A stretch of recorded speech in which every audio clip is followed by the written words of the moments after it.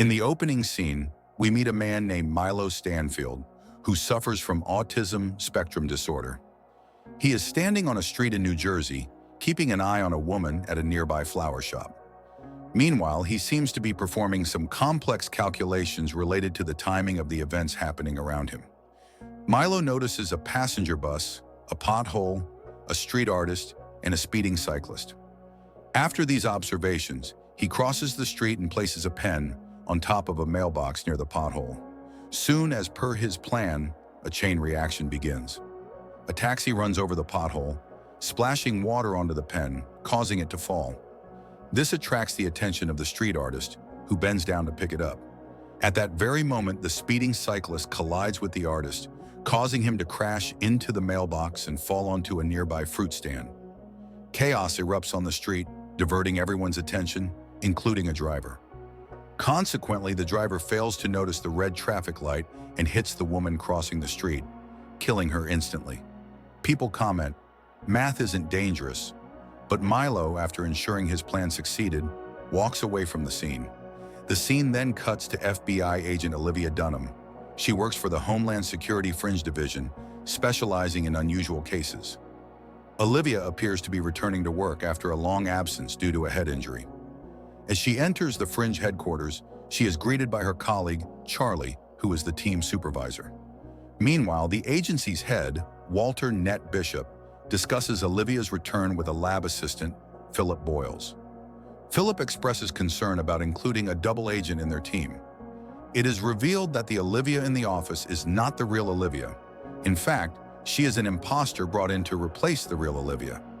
Walter Nett explains why they brought in faux Olivia and implanted the real Olivia's memories in her. He says faux Olivia is the only one who can travel between universes without causing harm. Walter Nett wants to learn how she can do this, so he says they must convince her that she belongs here.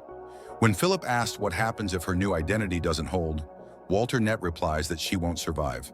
Meanwhile, Charlie informs the team about the bus accident, claiming it appears random but has happened twice this week. In both cases, the victims died. He warns the team to be cautious during the investigation. Soon, the FBI team arrives at the accident site and splits up to search for clues or any signs. The investigation is led by another FBI agent, Lincoln Lee, whose face bears burn scars. Charlie examines the body and uses its fingerprints to retrieve further details. It is discovered that the deceased woman's name is Julian Foster. Meanwhile, Olivia questions the bus driver, who is shaken by the incident as he claims he has never hit a bird or animal before. Agent Lee tests for any environmental factors at the scene, but finds nothing. However, he notices the same ballpoint pen at the scene. After questioning witnesses, Olivia approaches Agent Lee and informs him that the local artist bent down to pick up the pen, collided with the cyclist, and fell into the fruit stall. Hearing this, Agent Lee deduces that the pen is the main element that triggered a chain of events leading to the victim's death. The next day at Fringe headquarters, Agent Lee and Charlie attempt to find connections between the two bus accidents that occurred in 2 days. Agent Lee spots the same ballpoint pen in a photo of the first accident, further strengthening his belief that someone orchestrated the series of events. They then approach the agency's mathematician, Astrid, to discuss the events. However, she claims that no human could orchestrate such a sequence of events and manipulate it twice to their advantage. Amid their argument, another similar bus accident occurs, shocking Astrid. 2 + 2 = 4. You crash into a bus, she says. The FBI agents immediately rush to the scene and discover that this time, the victim is still alive. After questioning nearby witnesses, they learn that a dog suddenly crossed the road, causing the bus to lose control. Just then, Olivia spots a similar ballpoint pen rolling on the ground and realizes the chain of events isn't over yet. She looks around and notices a suspicious Milo watching from an overhead bridge. Moments later, a man wearing earbuds starts crossing the road, only to be struck by an oncoming ambulance. Realizing her suspicions are correct, Olivia alerts her team and runs toward Milo. Seeing this, Milo quickly calculates a new sequence of events and throws a bicycle off the bridge. This causes a bus to change its route and pass directly under the overhead bridge. Olivia holds Milo at gunpoint, threatening him to surrender. However, Milo jumps off the bridge, lands on the bus roof, and escapes.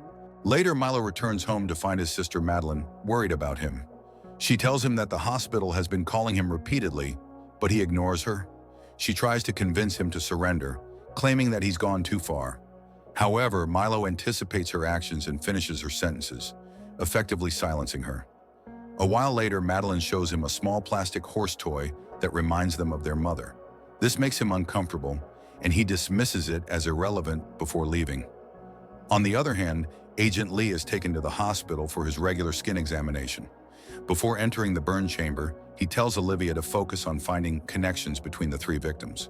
Taking his advice, Olivia returns to headquarters and begins questioning witnesses of the accidents.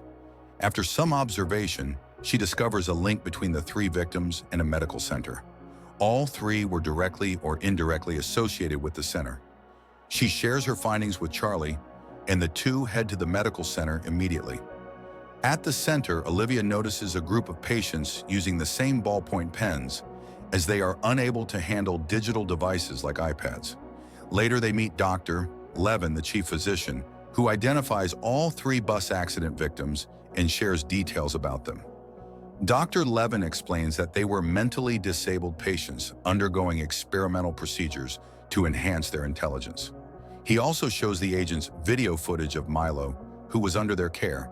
The footage reveals that Milo's experimental procedure had been reversed, and he was supposed to return for further treatment, but is now ignoring their calls.